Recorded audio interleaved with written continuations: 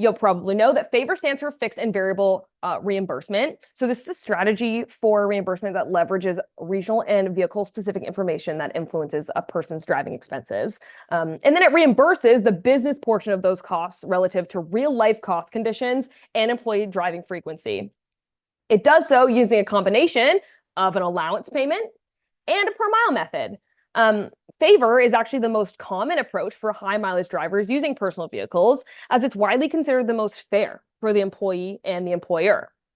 Why? Well, as I mentioned a couple times in this presentation, and I'll echo again, the data-driven nature of this method really leverages cost databases and database technology to effectively build payment rates for each employee's, relative to the real cost of driving in their location, right in their zip code, and based on the actual requirements of their job. And because of this, FAVR has the ability to be tax-free regardless of the IRS standard rate. And yes, that means, of course, paying above the IRS standard rate equivalent, if that makes sense, or below, right? It's all about fit. It's all about fairness. And in that way, really, this is the receipt to the IRS. Because they're using so much data to build the rate, there is no income and there is no tax associated with the transaction. So let's learn a little bit more about FAVR and the nuances of FAVR and how to know who should be on FAVR. Now, FAVR rates are built off a general vehicle profile. You might hear that being said. You might also hear standard vehicle or base vehicle model. Really what this means is it's the type of vehicle required to do the job as determined by the company. So the company will say, okay, if I'm a field rep, I need, a midsize sedan. Great. Or I need a midsize SUV, or I need a rig truck, whatever you need. And essentially, once that's defined and we're really clear about the requirements of the job, employees are then reimbursed based on these standard vehicle costs right in their location. And that payment's broken down into two parts. So you have the fixed payment. Think of this like a monthly car allowance, which includes the business use percentage of car ownership costs. So things like depreciation, insurance, license and registration, taxes. Business use percentage, everybody could, you might be different today, but, typically what we see is 71.4% to 75%. 71.4% is very common because companies will assume that their people drive 5 days of the week for business and the other two are, in change for personal. But the IRS actually will allow you to reimburse 75% of a vehicle cost for business.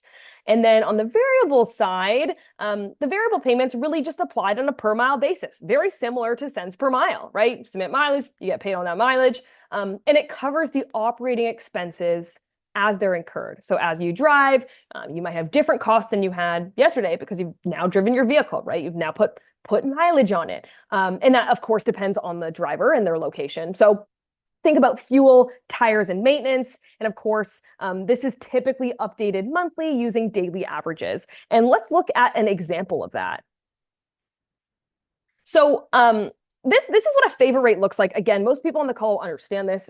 However, let's talk about how to build the rate and how it works in the back end. So step one is really to input your driver's zip code and address data. So in this example, I used Vegas as my city.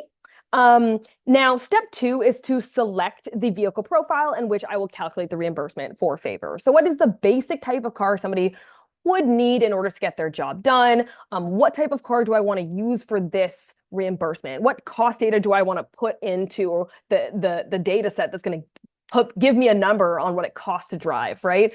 And then how much does it cost to purchase that car? All of that information is calculated on the back end. Then we just need to edit the details. So I can choose things like my vehicle's retention cycle. So how old is that car? The age, the driver's business use percentage, as I mentioned before. So do I want to reimburse 75% of their total cost or 71.4, somewhere in between, right? You make those choices. Of course, you're going to want to work with your vehicle reimbursement program expert to balance driver compliance with of course, desired outcomes. I mentioned the 5,000 mile regulation. We'll talk about a couple more in a bit. And then, of course, you're going to adjust your inputs according to your goals. Of course, you're also going to want to make sure that you choose insurance regulations appropriately. The most common that we see is 100, 300. But again, every organization is going to be a little bit different. And then rates are created.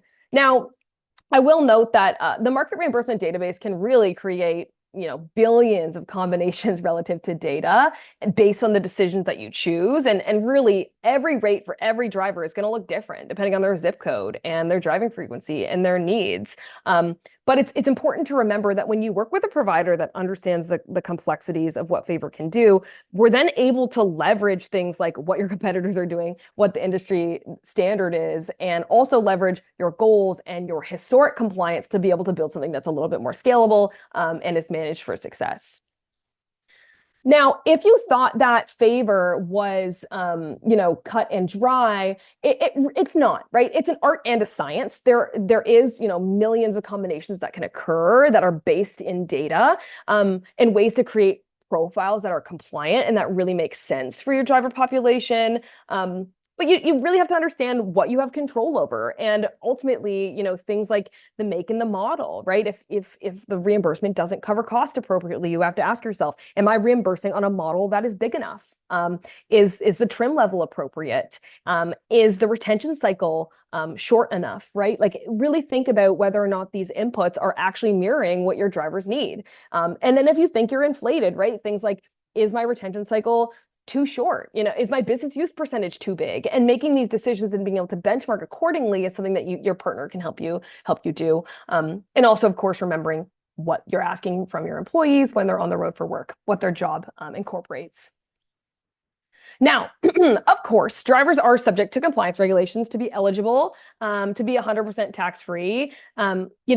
It's important to stop here and talk about it, because I think for a lot of people who originally joined FAVR, this perhaps was a little bit unclear about how this can come to life in certain programs and how they're managed effectively.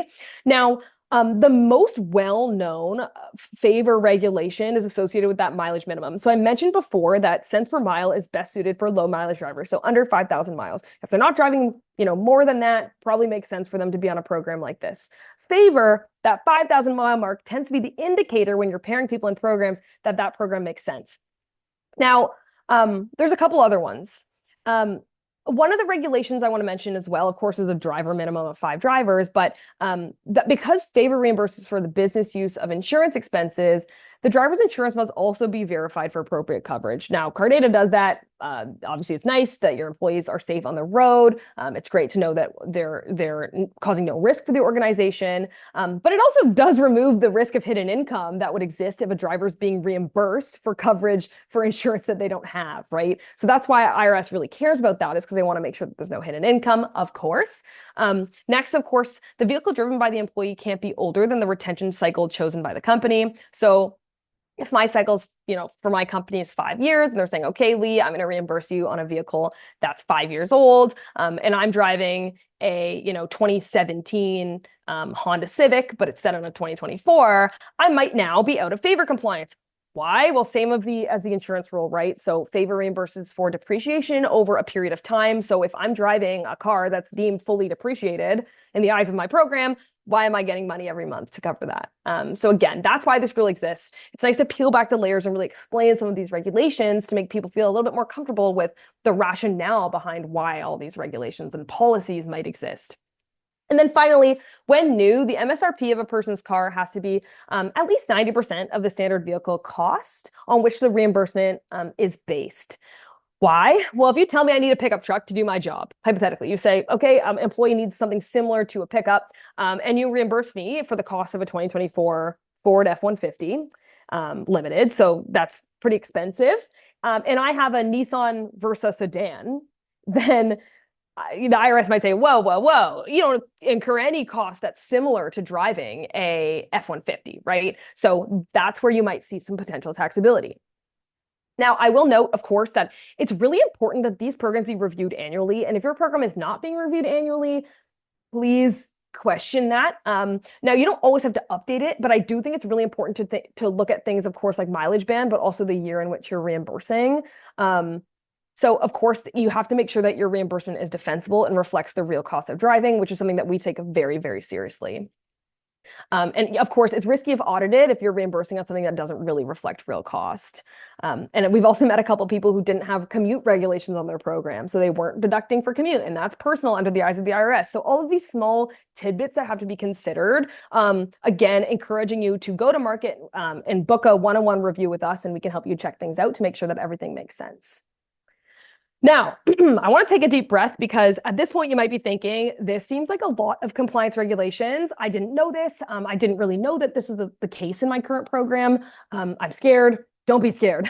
Don't be scared. If you do find your drivers out of compliance, there's a very simple calculation that determines if there is any consequence for that. If, big emphasis on if, right? So this is how the math shakes out.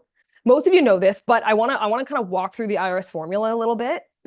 So if you do fall out of compliance for any reason at all, age, cost of your vehicle, insurance. Now, it is up to the company to make decisions on whether that's acceptable, if they want to keep them in the program or not. And we're going to share some insights as well on what makes the most sense. Some people choose to withhold fixed reimbursements, for example, when they don't have their insurance in place or they just take them off the road. Great idea. But again, from a taxability perspective, this is what happens. All we do as a partner and as the IRS is we look at the difference between what your driver actually took home under their FAVR reimbursement and compare it to what they would have taken home at their mileage if they had used the IRS standard rate. So that's 67 cents per mile. And they're only taxed on the difference, okay? They're only taxed on the difference because that difference would be seen as unsubstantiated income because you've fallen out of FAVR compliance. You've no longer proven to the IRS that you deserve to be in FAVR because you've done something that echoes the fact that your cost might not look like that. That's okay. You've still eroded your tax bill because you've captured mileage and you effectively compared it to the IRS standard rate.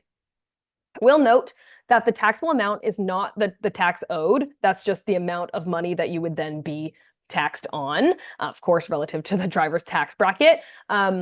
And of course, this is also done at car data. So there's really no labor that has to be done from a partner perspective for you to be able to execute this. And if at any point you want to see compliance status for your drivers, you can open up your system, whether you're using us or an alternative provider, and really look at the net statuses of your team. I will also say that if your drivers are very high mileage, so if you have people on the road who are driving a significant amount in comparison to their reimbursement, so 20,000, 30,000 miles, it's very possible and also very common that even if they do fall out of compliance for one of the reasons that we showed before, so their car's too old, too inexpensive, they might not see tax. And that's because when you compare it to the IRS standard rate, they're still in the clear. I mentioned earlier that the IRS standard rate sometimes overpays, right? Like if you drive a ton on the IRS standard rate and you're racking up miles, you are disproportionately increasing your payment the more you drive because your fixed costs don't actually go up that much the more you drive, right? Of course, you're putting depreciation, but they're not astronomically going up. But when you're using a variable only payment, they astronomically go up. So FAVR really helps to level set that. And then when you do this calculation, you probably aren't going to see tax at all. But that's why a really well-designed program, back to the original point, is so important, is because when you understand your mileage minimums, you understand your qualification, and you also understand what your industry standards are, you can build rates that effectively are designed to not seek tax, are designed appropriately so that you're never going to have these challenges. And of course, if you do have compliance challenges, we really want to make sure we're building things and solutions, and we have thresholds in place through policy to effectively adjust people through tiers. Every company is differently, and we'll talk a little bit about strategy to do that later in the presentation.